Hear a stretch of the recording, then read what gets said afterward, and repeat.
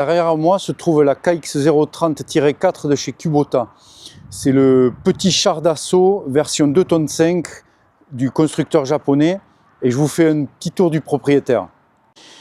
La KX030-4, c'est l'héritière d'un fameux modèle de chez Kubota, la KX71. Donc KX, c'est la famille des châssis dits traditionnels. C'est-à-dire que, comme là vous pouvez le voir, on a une masse arrière qui dépasse du train de chenille quand la machine fait sa rotation, ce qui va lui donner plus de stabilité et plus de force d'arrachement pour un poids équivalent à, par exemple, une U27 de chez Kubota, si on devait la comparer à une machine de la même marque.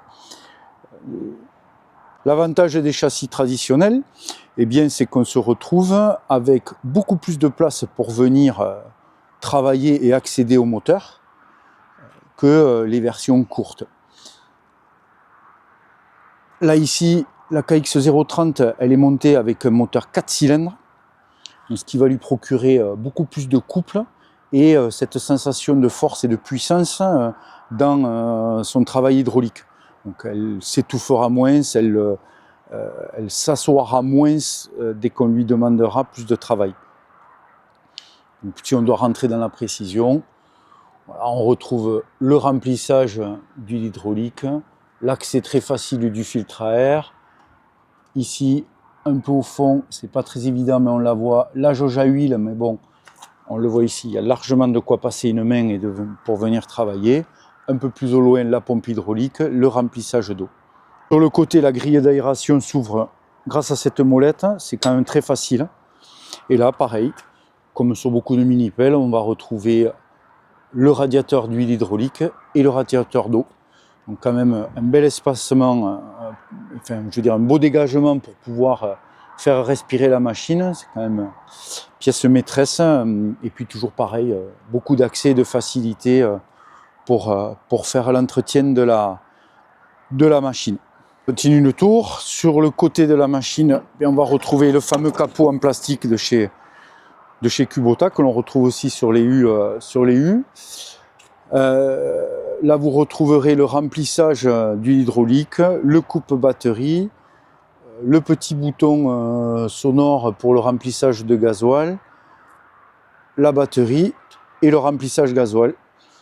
Idem sur le côté, l'œil pour pouvoir venir vérifier le niveau d'huile hydraulique.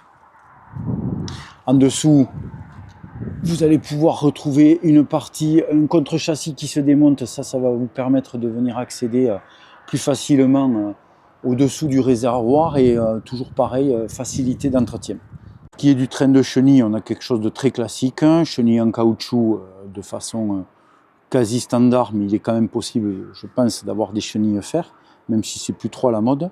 Donc 3 galets inférieurs, un galet supérieur, une tension, une roue tendeuse toute simple. Ici, vous retrouvez le capot qui va vous permettre d'accéder au graisseur de tension de chaîne. Le motoréducteur avec ses 2 bouchons pour pouvoir faire la vidange et puis pour pouvoir amener l'huile de barbotage des pignons satellitaires. C'est ici que ça se passe. Après, si on doit partir sur le train de chenille, alors voilà une spécificité aussi de la KX030. C'est cet espacement qu'il va y avoir entre le bout de la chenille et la lame. Voilà, ça c'est plus important par exemple que sur une U27 et ça facilitera le travail quand sur les actions de remblai avec de la terre ou des cailloux qui pourraient venir passer au-dessus de la lame et se coincer entre la chenille et la lame comme sur un rayon court. Voilà, là on sent déjà qu'on a pensé la machine pour gagner encore en stabilité et forcément en puissance. En continuant le tour de la machine, eh bien, on voit que les points de graissage tourelle se trouvent sur le côté du pied de flèche. On retrouve toujours, comme chez Kubota, des axes bagues sur les points les plus sensibles avec des bagues et des contre-bagues, des axes et des contre-bagues changeables. Voilà, sur les points qui vont prendre le plus de jeu, de manière à pouvoir faire un entretien qui fera durer le bras et, enfin, et l'ensemble de la machine beaucoup plus longtemps. Alors, je vous passe l'accessoire parce que là c'est propre à chacune des concessions ou à chacun des propriétaires du choix du type d'attache rapide. Voilà, un peu après les points de graissage un peu partout, des éclairages. Bon, là on est sur quelque chose d'assez basique. Alors maintenant on va passer en cabine. Donc on retrouve un fauteuil en tissu parce que voilà, il s'agit d'une version cabine.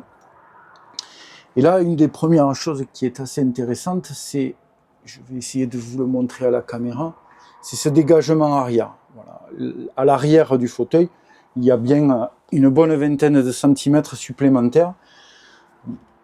Ça procure quand même une sensation vraiment d'espace assez important à l'intérieur de cette cabine pour une 2,5 tonnes. Voilà. Si on doit la comparer à sa petite cousine qui est la U27 rayon court, voilà, dès qu'on rentre en cabine de la KX 030, on a cette sensation d'espace un peu plus importante. Au niveau des pieds de la cabine, eh bien, on va retrouver des contre-pédales ici de protection qui permettent justement de reposer, quand elles sont dans cette position, de reposer les pieds du chauffeur sans pour autant qu'ils viennent malencontreusement appuyer sur les vannes ou les pédales pour actionner la ligne auxiliaire ou bien le déport de pied de flèche.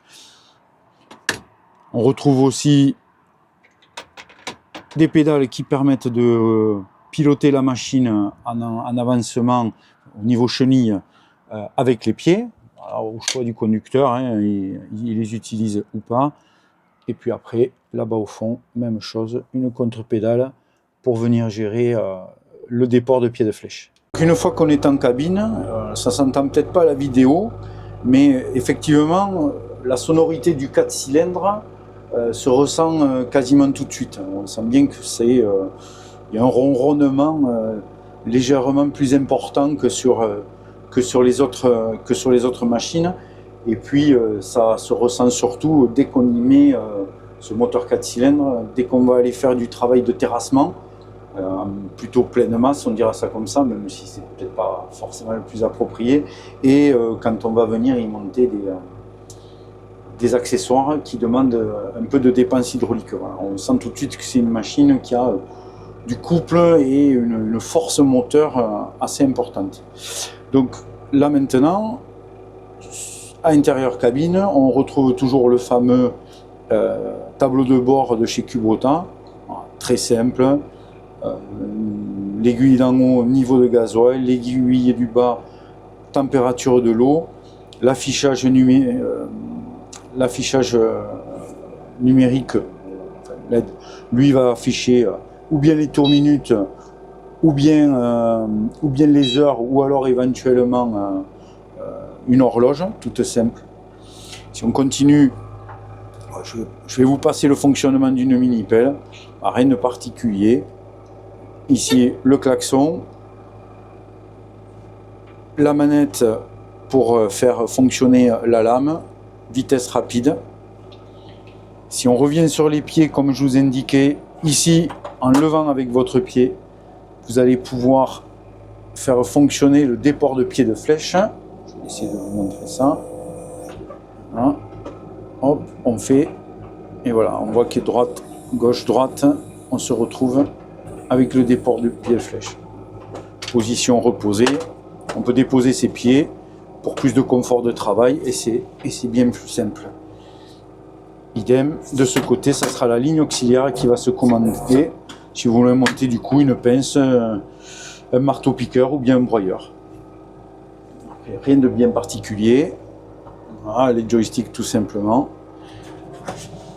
Alors je vous passe ce boîtier parce que ça correspond à l'attache rapide hydraulique, mais là, comme je vous disais tout à l'heure, c'est propre à chaque montage et à chaque utilisateur.